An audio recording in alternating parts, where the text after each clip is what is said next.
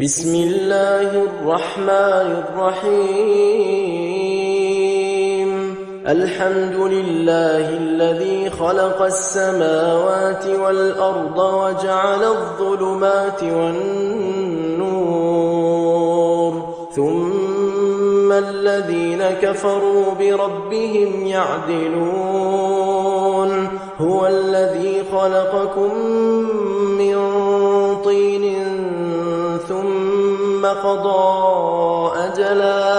ثم قضى أجلا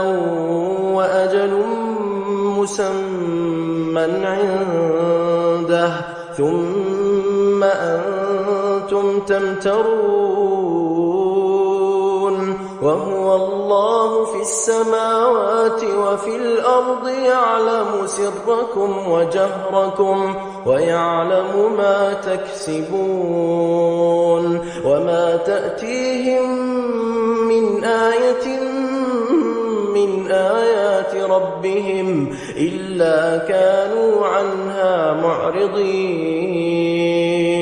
فقد كذبوا بالحق لما جاءهم فسوف يأتيهم أنباء ما كانوا به يستهزئون ألم يروا كم أهلكنا من قبلهم من قرن مكناهم في الأرض ما لم نمكن لكم وأرسلنا السماء عليهم مدرارا وجعلنا الأنهار تجري من تحتهم فأهلكناهم بذنوبهم وأنشأنا من بعدهم قرنا آخرين ولو نزلنا عليك كتابا في قرطاس فلمسوه بأيديهم لقال الذين كفروا إن هذا إلا سحر مبين وقالوا لولا أنزل عليه ملك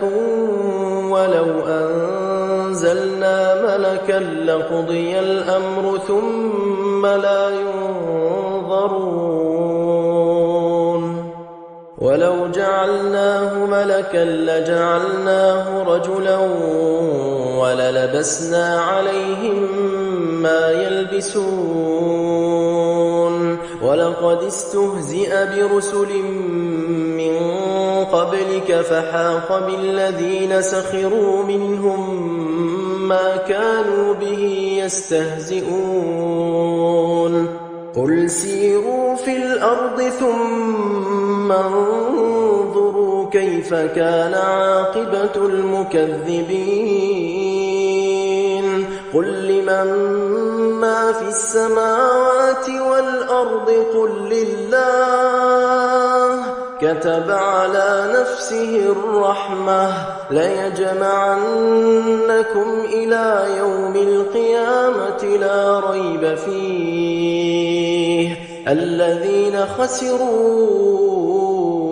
أنفسهم فهم لا يؤمنون وله ما سكن في الليل والنهار وهو السميع العليم قل أغير الله أتخذ وليا فاطر السماوات والأرض وهو يطعم ولا يطعم قل إني أمرت أن أكون أول من أسلم ولا تكونن من المشركين قل إني أخاف إن عصيت ربي عذاب يوم عظيم من يصرف عنه يومئذ فقد رحمه وذلك الفوز المبين وإن يمسسك الله بضر فلا كاشف له إلا هو وإن يمسسك بخير فهو على كل شيء قدير وهو القاهر فوق عباده وهو الحكيم الخبير قل أي شيء أكبر شهادة قل الله شهيد بيني وبينكم وأوحي إلي هذا القرآن لأنذركم به ومن بلغ أئنكم لتشهدون أن مع الله آلهة أخرى قل لا أشهد قل إنما هو إله واحد وإنني بريء مما تشركون الذين آتيناهم الكتاب يعرفونه كما يعرفون أبناءهم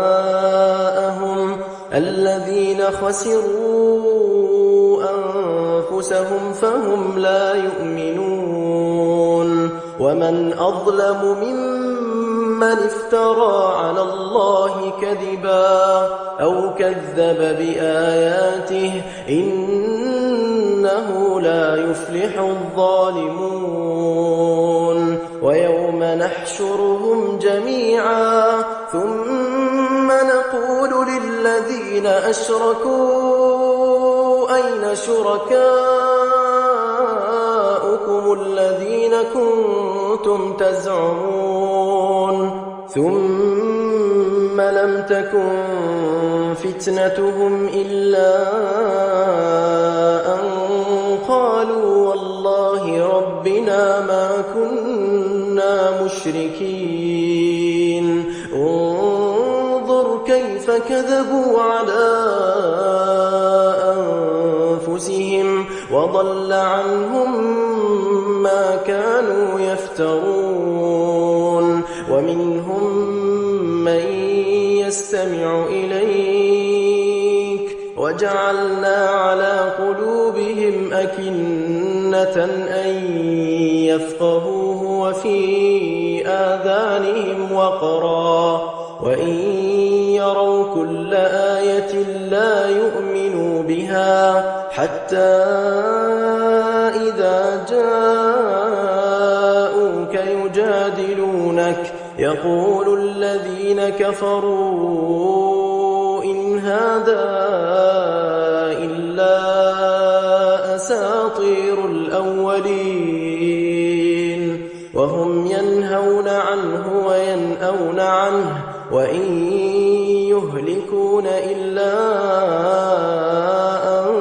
أنفسهم وما يشعرون ولو ترى إذ وقفوا على النار فقالوا يا ليتنا نرد ولا نكذب بآيات ربنا ونكون من المؤمنين بل بدا لهم ما كانوا يخفون من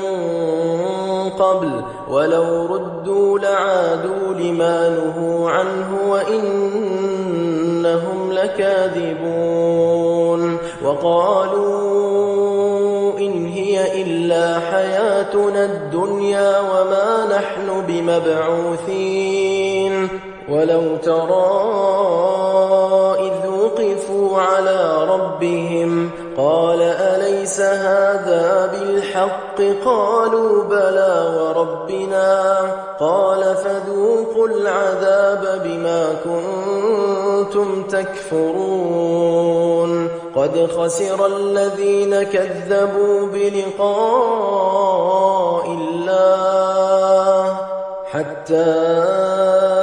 إذا جاءتهم الساعة بغتة قالوا يا حسرتنا على ما فرطنا فيها وهم يحملون أوزارهم على ظهورهم ألا ساء ما يزرون وما الحياة الدنيا إلا لعب ولهو وللدار الآخرة خير للذين يتقون أفلا تعقلون قد نعلم إنه ليحزنك الذي يقولون فإنهم لا يكذبونك ولكن الظالمين بآيات الله يجحدون ولقد كذبت رسل من قبلك فصبروا على ما كذبوا وأوذوا حتى أتاهم نصرنا ولا مبدل لكلمات الله ولقد جاءك من نبأ المرسلين وإن كان كبر عليك إعراضهم فإن استطعت أن تبتغي نفقا في الأرض أو سلما في السماء فتأتيهم بآية ولو شاء الله لجمعهم على الهدى فلا تكونن من الجاهلين إنما يستجيب الذين يسمعون والموتى يبعثهم الله ثم إليه يرجعون وقالوا لولا نزل عليه آية من ربه قل إن الله قادر على أن ينزل آية ولكن أكثرهم لا يعلمون وما من دابة في الأرض ولا طائر يطير بجناحيه إلا أمم أمثالكم ما فرطنا في الكتاب من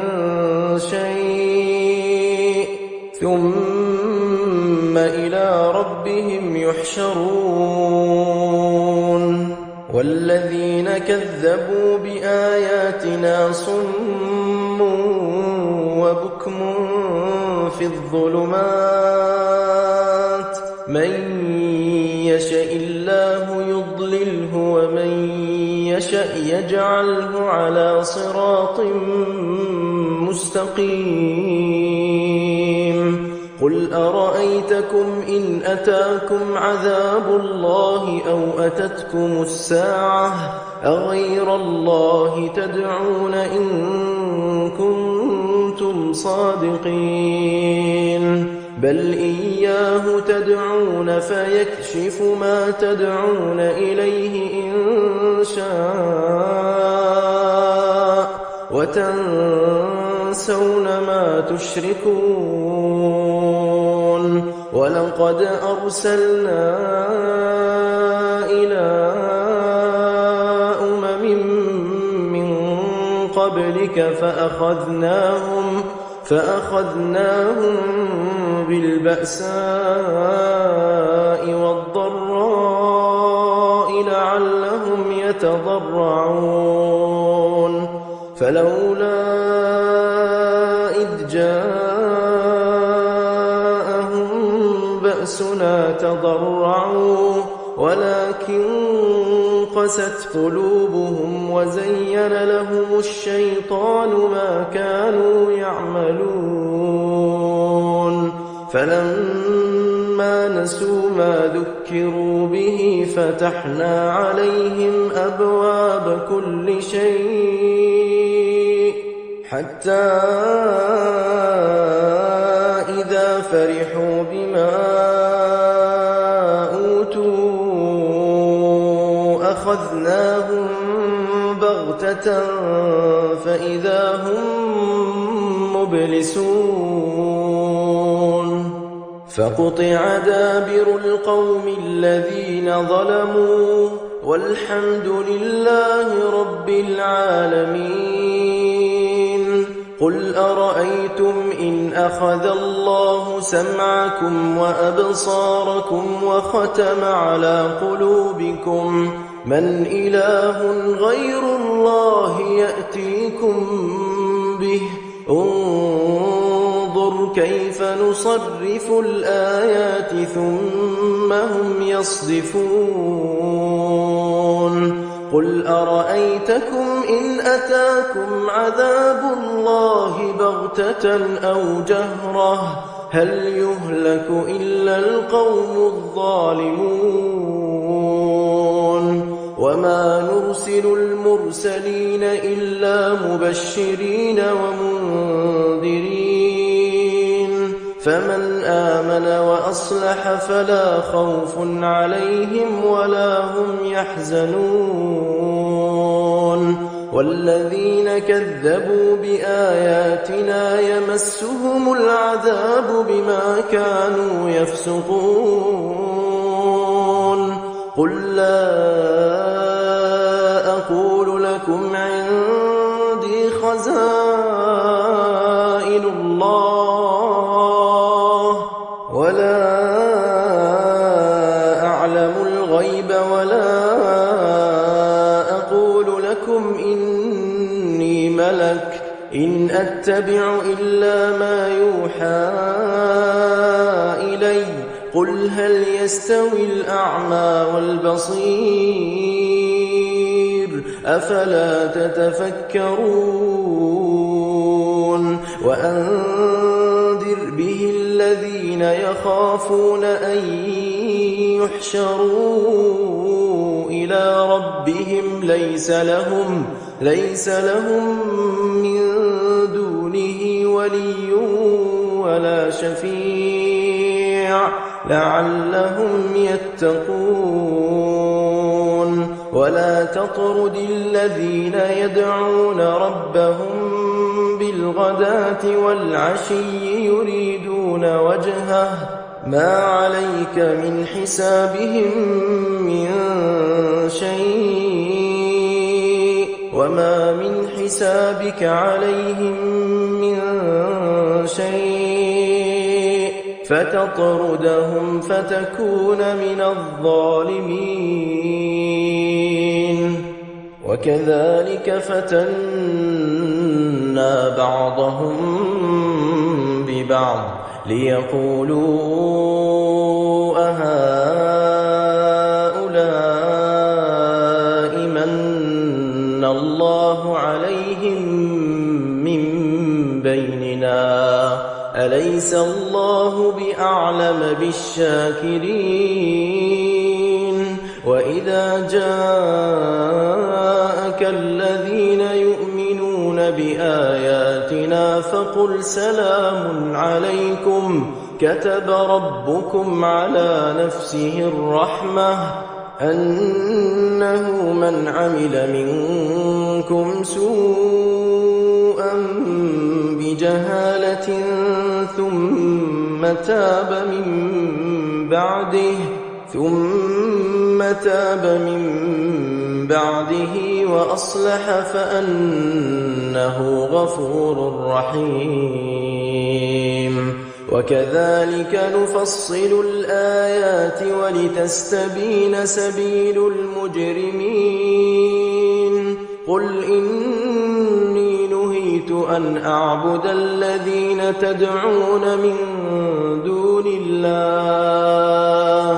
قل لا أتبع أهواءكم قد ضللت إذا وما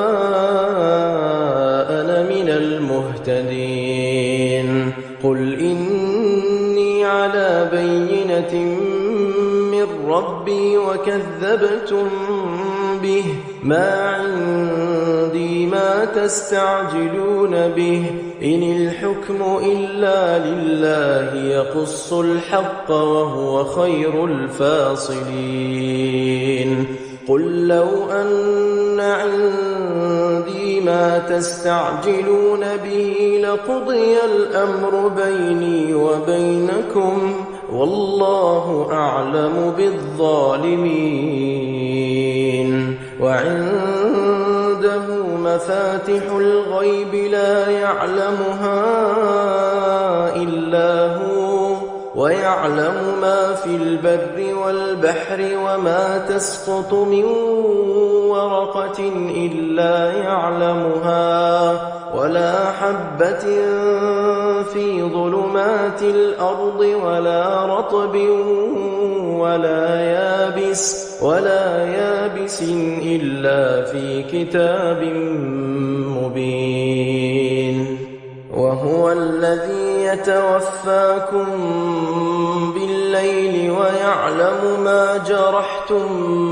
بالنهار ثم يبعثكم فيه ليقضى أجل مسمى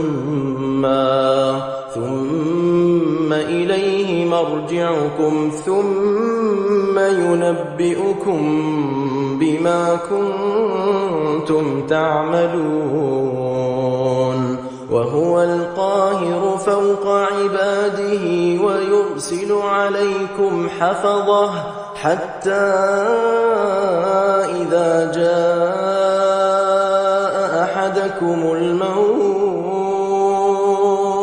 توفته رسلنا وهم لا يفرطون ثم ردوا إلى الله مولاهم الحق ألا له الحكم وهو أسرع الحاسبين قل من ينجيكم من ظلمات البر والبحر تدعونه تضرعا وخفية لئن أنجانا من هذه لنكونن من الشاكرين قل الله ينجيكم منها ومن كل كرب ثم أنتم تشركون قل هو القادر على أن يبعث عليكم عذابا من فوقكم أو من تحت أرجلكم أو يلبسكم شيعا ويذيق بعضكم بأس بعض انظر كيف نصرف الآيات لعلهم يفقهون وكذب به قومك وهو الحق قل لست عليكم بوكيل لكل نبأ مستقر وسوف تعلمون وإذا رأيت الذين يخوضون في آياتنا فأعرض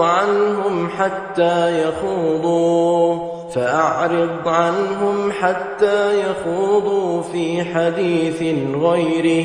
وإما ينسينك الشيطان فلا تقعد بعد الذكرى مع القوم الظالمين وما على الذين يتقون من حسابهم من شيء ولكن ذكرى لعلهم يتقون وذر الذين اتخذوا دينهم لعبا ولهوا وغرتهم الحياة الدنيا وذكر به أن تبسل نفس بما كسبت ليس لها من دون الله ولي ولا شفيع وإن تعدل كل عدل لا يؤخذ منها أولئك الذين أبسلوا بما كسبوا لهم شراب من حميم وعذاب أليم بما كانوا يكفرون قل أندعو من دون الله ما لا ينفعنا ولا يضرنا ونرد على أعقابنا بعد إذ هدانا الله كالذي استهوته الشياطين في الأرض حيران له أصحاب يدعونه إلى الهدى ائتنا قل إن هدى الله هو الهدى وأمرنا لنسلم لرب العالمين وأن أقيموا الصلاة واتقوه وهو الذي إليه تحشرون وهو الذي خلق السماوات والأرض بالحق ويوم يقول كن فيكون قوله الحق وله الملك يوم ينفخ في الصور عالم الغيب والشهادة وهو الحكيم الخبير وإذ قال إبراهيم لأبيه آزر أتتخذ أصناما آلهة إني أراك وقومك في ضلال مبين وكذلك نري إبراهيم ملكوت السماوات والأرض وليكون من الموقنين فلما جن عليه الليل رأى كوكبا قال هذا ربي فلما أفل قال لا أحب الآفلين فلما رأى القمر بازغا قال هذا ربي فلما أفل قال لئن لم يهدني ربي لأكونن من القوم الضالين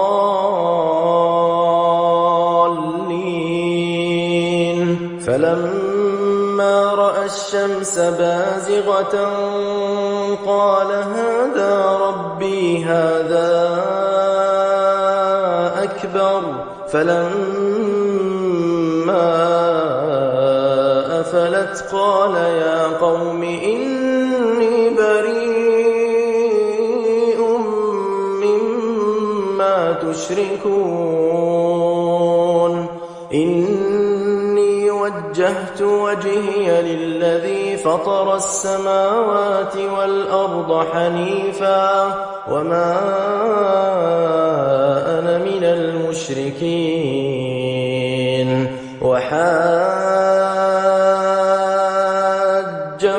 قومه قال أتحاجوني في الله وقد هدان ولا أخاف ما تشركون به إلا أن يشاء ربي شيئا وسع ربي كل شيء علما أفلا تتذكرون وكيف أخاف ما أشركتم ولا تخافون أنكم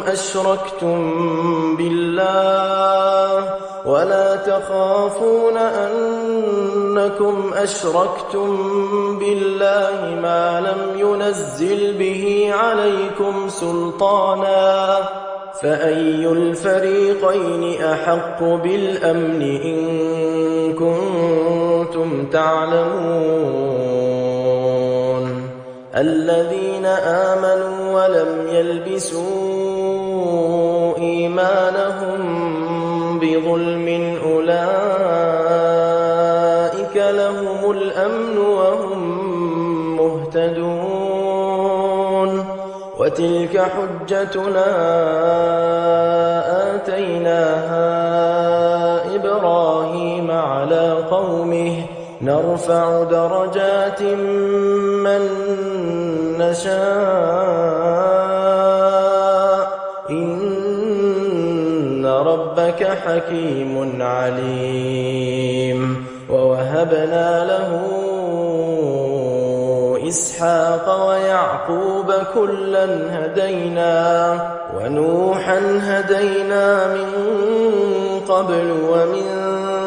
ذريته داود وسليمان وأيوب ويوسف وموسى وهارون وكذلك نجزي المحسنين وزكريا ويحيى وعيسى وإلياس كل من الصالحين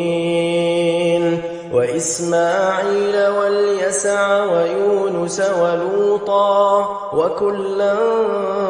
فضلنا على العالمين ومن آبائهم وذرياتهم وإخوانهم واجتبيناهم وهديناهم إلى صراط مستقيم ذلك هدى الله يهدي به من يشاء من عباده ولو أشركوا لحبط عنهم ما كانوا يعملون أولئك الذين آتيناهم الكتاب والحكم والنبوة فإن يكفر بها هؤلاء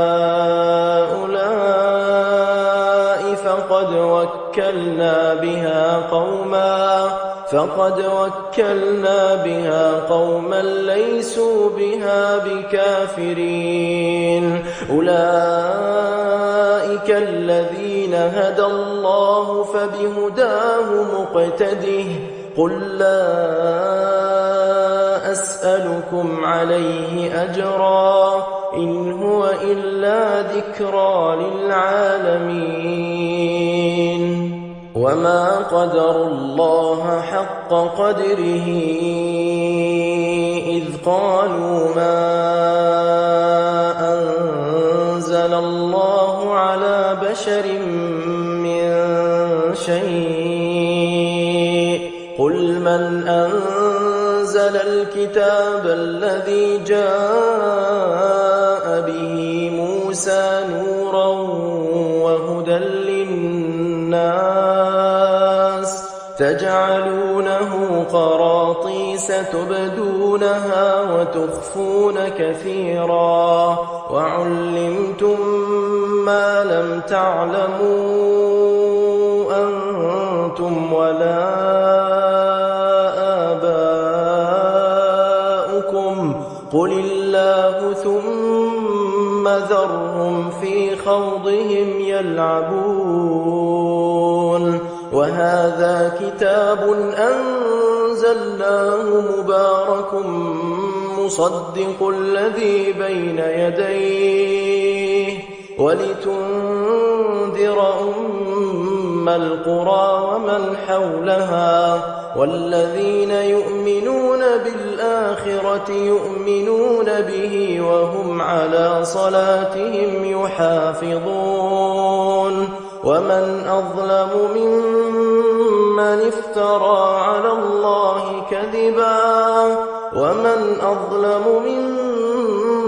افترى على الله كذبا أو قال أوحي إلي ولم يوح إليه شيء ومن قال سأنزل مثل ما أنزل الله ولو ترى إذ الظالمون في غمرات الموت والملائكة باسطوا أيديهم أخرجوا أنفسكم اليوم تجزون عذاب الهون بما كنتم تقولون على الله غير الحق وكنتم عن آياته تستكبرون ولقد جئتمونا فرادا كما خلقناكم أول مرة وتركتم ما خولناكم وراء ظهوركم وما نرى معكم شفعاءكم الذين زعمتم أنهم فيكم شركاء لقد تقطع بينكم وضل عنكم ما كنتم تزعمون إن الله فالق الحب والنوى يخرج الحي من الميت ومخرج الميت من الحي ذلكم الله فأنى تؤفكون فالق الإصباح وجعل الليل سكنا والشمس والقمر حسبانا ذلك تقدير العزيز العليم وهو الذي جعل لكم النجوم لتهتدوا بها في ظلمات البر والبحر قد فصلنا الآيات لقوم يعلمون وهو الذي أنشأكم من نفس واحدة فمستقر ومستودع قد فصلنا الآيات لقوم يفقهون وهو الذي أنزل من السماء ماء فأخرجنا به نبات كل شيء فأخرجنا منه خضرا نخرج منه حبا متراكبا ومن النخل من طلعها قنوان دانية وجنات من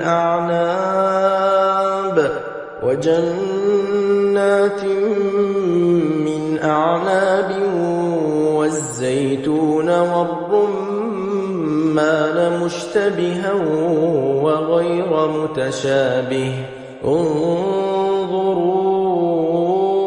إلى ثمره إذا أثمر وينعه إن في ذلكم لآيات لقوم يؤمنون وجعلوا لله شركاء الجن وخلقهم وخرقوا له بنين وبنات بغير علم سبحانه وتعالى عما يصفون بديع السماوات والأرض أنى يكون له ولد ولم تكن له صاحبة وخلق كل شيء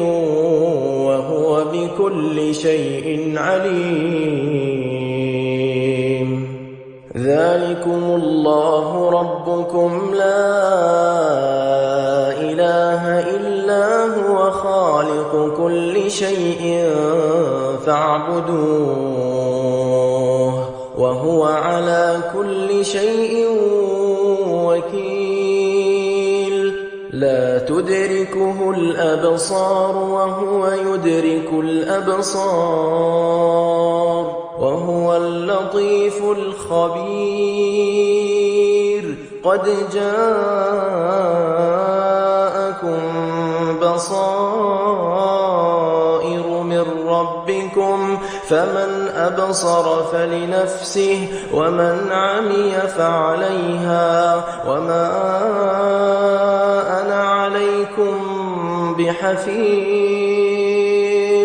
وكذلك نصرف الآيات وليقولوا درست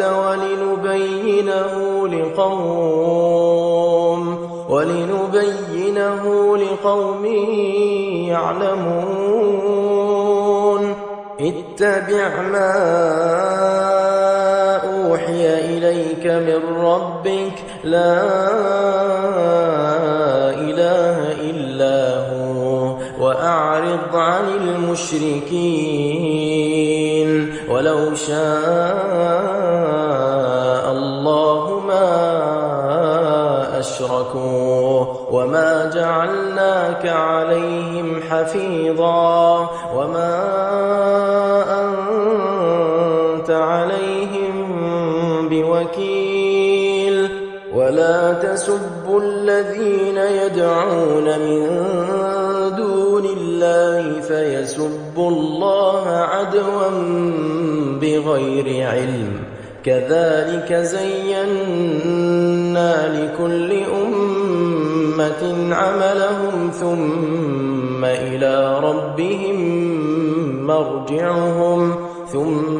إلى ربهم مرجعهم فينبئهم بما كانوا يعملون وأقسموا بالله جهد أيمانهم لئن جاءتهم آية ليؤمنن بها قل إنما الآيات عند الله وما يشعركم أنها إذا جاءت لا يؤمنون ونقلب أفئدتهم وأبصارهم كما لم يؤمنوا به أول مرة ونذرهم في طغيانهم يعمهون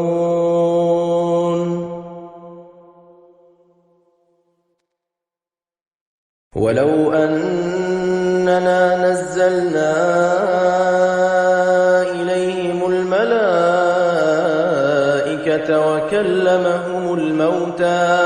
وكلمهم الموتى وحشرنا عليهم كل شيء قبلا ما كانوا ليؤمنوا إلا أن يشاء الله ولكن أكثرهم يجهلون وكذلك جعلنا لكل نبي عدوا شياطين الإنس والجن يوحي بعضهم إلى بعض زخرف القول غرورا ولو شاء ربك ما فعلوه فذرهم وما يفترون ولتصغى إليه أفئدة الذين لا يؤمنون بالآخرة وليرضوه وليقترفوا ما هم مقترفون أفغير الله أبتغي حكما وهو الذي أنزل إليكم الكتاب مفصلا والذين آتيناهم الكتاب يعلمون أنه منزل من ربك بالحق فلا تكونن من الممترين وتمت كلمة ربك صدقا وعدلا لا مبدل لكلماته وهو السميع العليم وإن تطع أكثر من في الأرض يضلوك عن سبيل الله إن يتبعون إلا الظن وإن هم إلا يخرصون إن ربك هو أعلم من يضل عن سبيله وهو أعلم بالمهتدين فكلوا مما ذكر اسم الله عليه إن كنتم بآياته مؤمنين وما لكم ألا تأكلوا مما ذكر اسم الله عليه وقد فصل لكم ما حرم عليكم إلا ما اضطررتم إليه وإن كثيرا ليضلون بأهوائهم بغير علم إن ربك هو أعلم بالمعتدين وذروا ظاهر الإثم وباطنه إن الذين يكسبون الإثم سيجزون بما كانوا يقترفون ولا تأكلوا مما لم يذكر اسم الله عليه وإنه لفسق وإن الشياطين ليوحون إلى أوليائهم ليجادلوكم وإن أطعتموهم إنكم لمشركون أومن كان ميتا فأحييناه وجعلنا له نورا يمشي به في الناس كمن مثله في الظلمات ليس بخارج منها كذلك زين للكافرين ما كانوا يعملون وكذلك جعلنا في كل قرية أكابر مجرميها ليمكروا فيها وما يمكرون إلا بأنفسهم وما يشعرون وإذا جاءتهم آية قالوا لن نؤمن حتى نؤتى مثل ما أوتي رسل الله أعلم حيث يجعل رسالته سيصيب الذين أجرموا صغار عند الله وعذاب شديد بما كانوا يمكرون فمن يرد الله أن يهديه يشرح صدره للإسلام ومن يرد أن يضله يجعل صدره ضيقا حرجا كأنما يصعد في السماء كذلك يجعل الله الرجس على الذين لا يؤمنون وهذا صراط ربك مستقيما قد فصلنا الآيات لقوم يذكرون لهم دار السلام عند ربهم وهو وليهم بما كانوا يعملون ويوم يحشرهم جميعا يا معشر الجن قد استكثرتم من الإنس وقال أولياؤهم من الإنس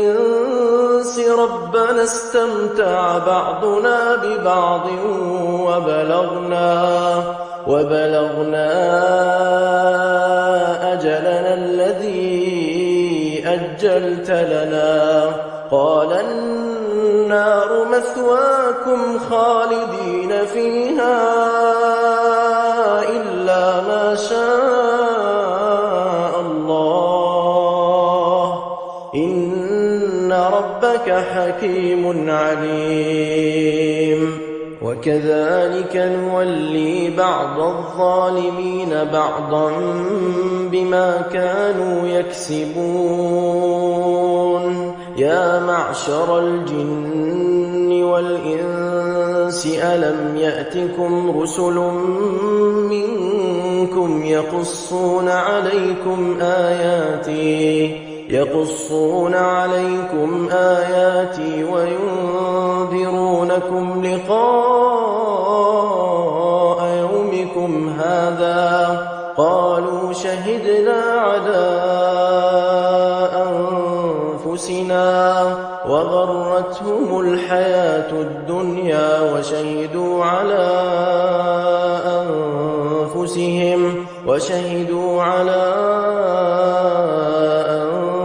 أنفسهم أنهم كانوا كافرين ذلك أن لم يكن ربك مهلك القرى بظلم وأهلها غافلون ولكل درجات مما عملوا وما ربك بغافل عما يعملون وربك الغني ذو الرحمة إن يشأ يذهبكم ويستخلف من بعدكم ما يشاء كما أنشأكم من ذرية قوم آخرين إنما توعدون لآت وما أنتم بمعجزين قل يا قوم اعملوا على مكانتكم إني عامل فسوف تعلمون من تكون له عاقبة الدار إنه لا يفلح الظالمون وجعلوا لله مما ذرأ من الحرث والأنعام نصيبا فقالوا هذا لله بزعمهم وهذا لشركائنا فما كان لشركائهم فلا يصل إلى الله وما كان لله فهو يصل إلى شركائهم ساء ما يحكمون وكذلك زين لكثير من المشركين قتل أولادهم شركاؤهم ليردوهم وليلبسوا عليهم دينهم ولو شاء الله ما فعلوه فذرهم وما يفترون وقالوا هذه أنعام وحرث حجر لا يطعمها إلا من نشاء بزعمهم وأنعام حرمت ظهورها وأنعام حرمت ظهورها وأنعام لا يذكرون اسم الله عليها افتراء عليه سيجزيهم بما كانوا يفترون. وقالوا ما في بطون هذه الأنعام خالصة لذكورنا ومحرم على أزواجنا وإن يكن ميتة فهم فيه شركاء سيجزيهم وصفهم إنه حكيم عليم. قد خسر الذين قتلوا أولادهم سفها بغير علم وحرموا ما رزقهم الله افتراء على الله قد ضلوا وما كانوا مهتدين. وهو الذي أنشأ جنات معروشات وغير معروشات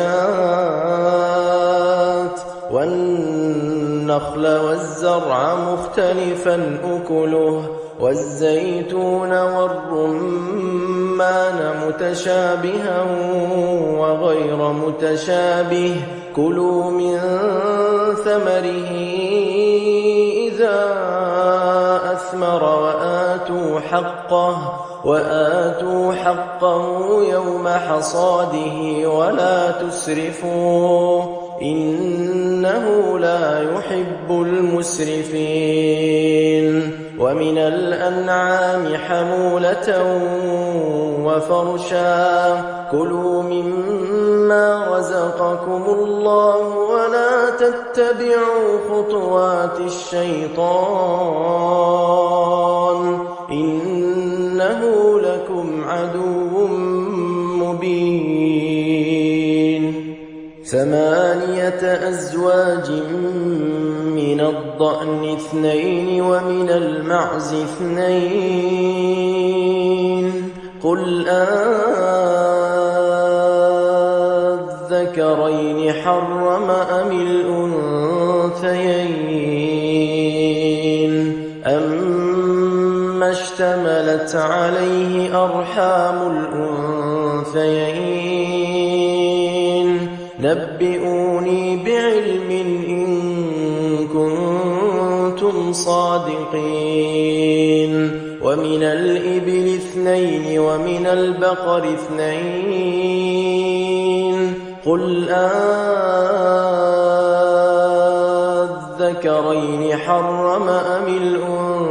الأنثيين أما اشتملت عليه أرحام الأنثيين أم كنتم شهداء إذ وصاكم الله بهذا فمن أظلم ممن افترى على الله كذبا ليضل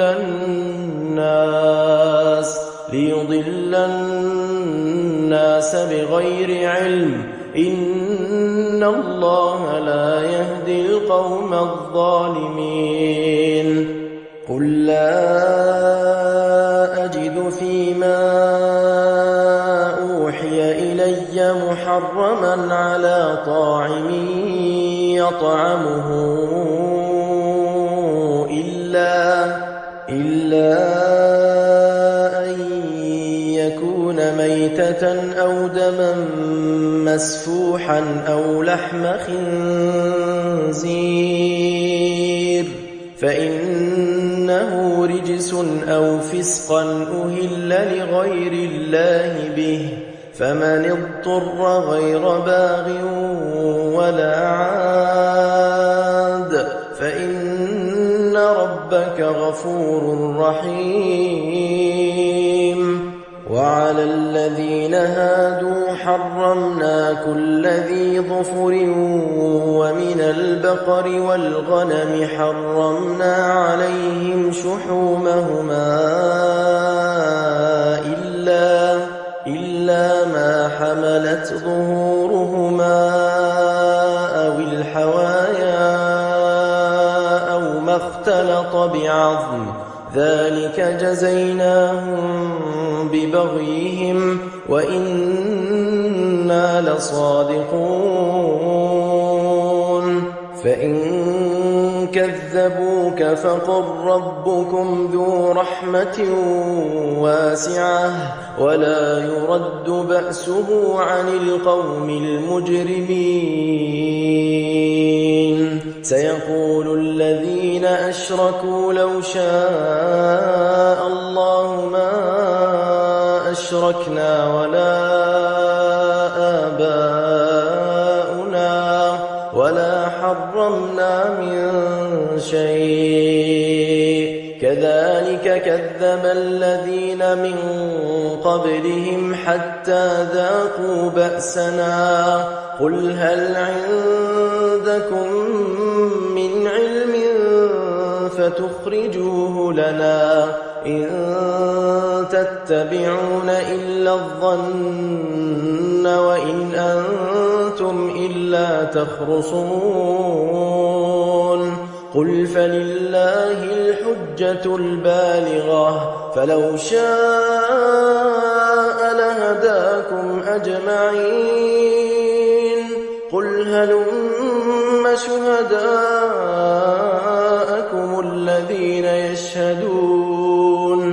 الذين يشهدون أن الله حرم هذا فإن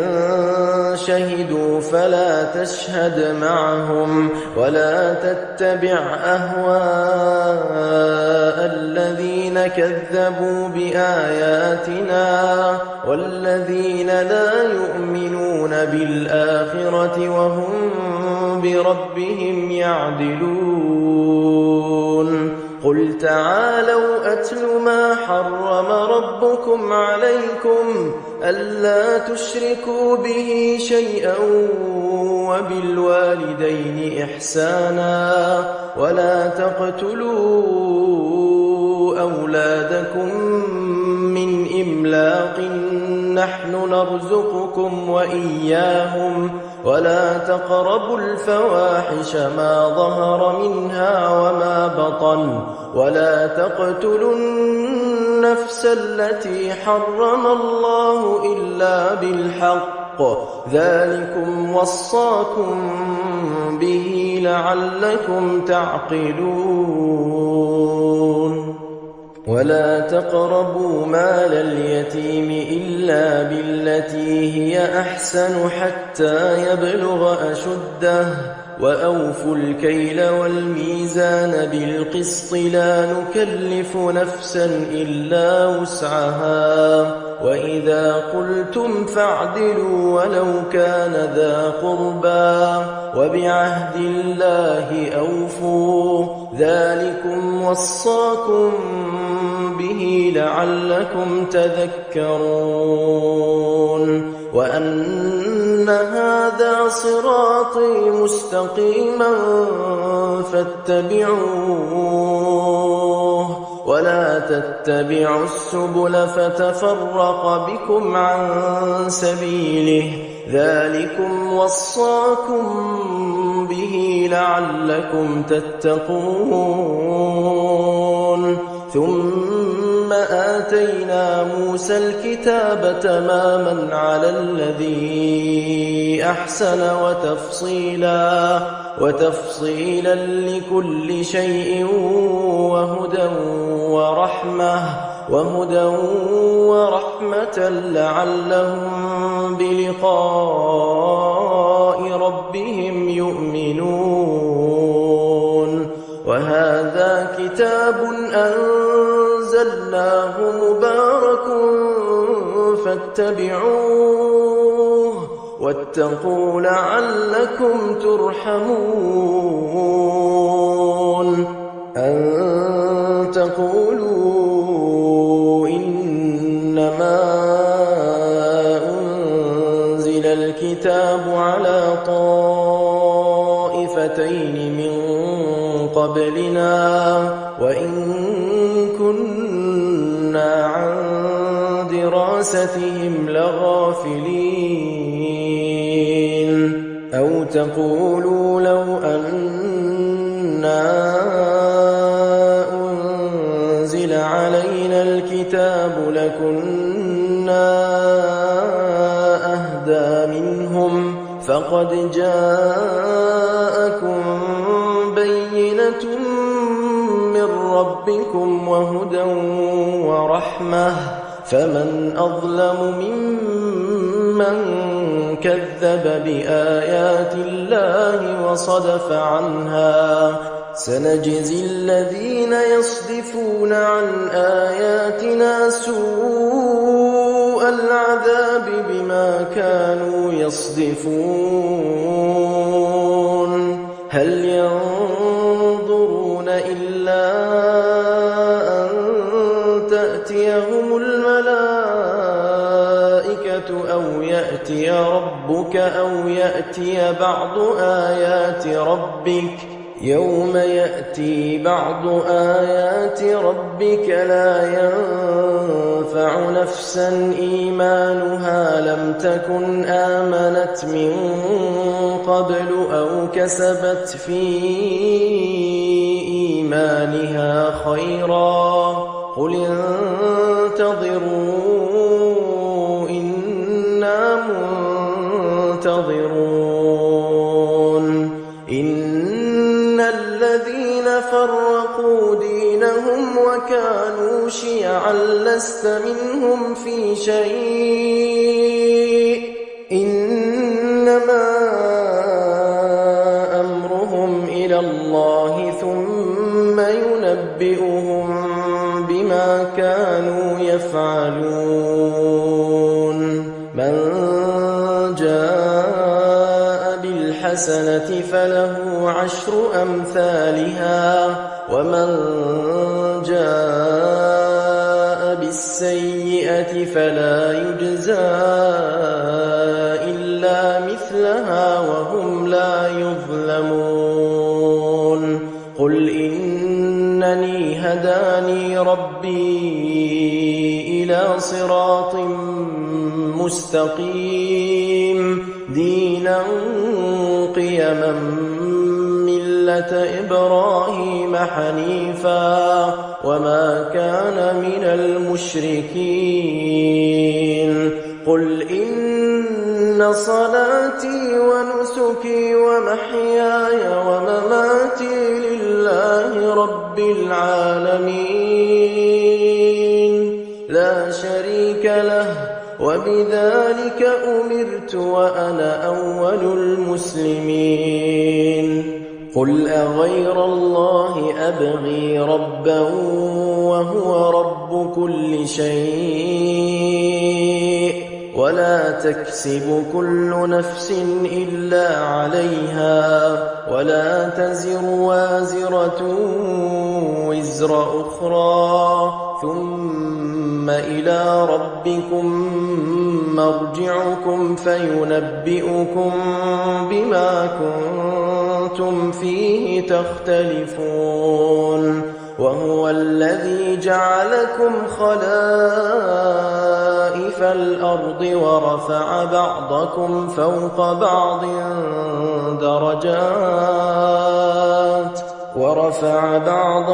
فوق بعض درجات ليبلوكم فيما آتاكم إن ربك سريع العقاب وإنه لغفور رحيم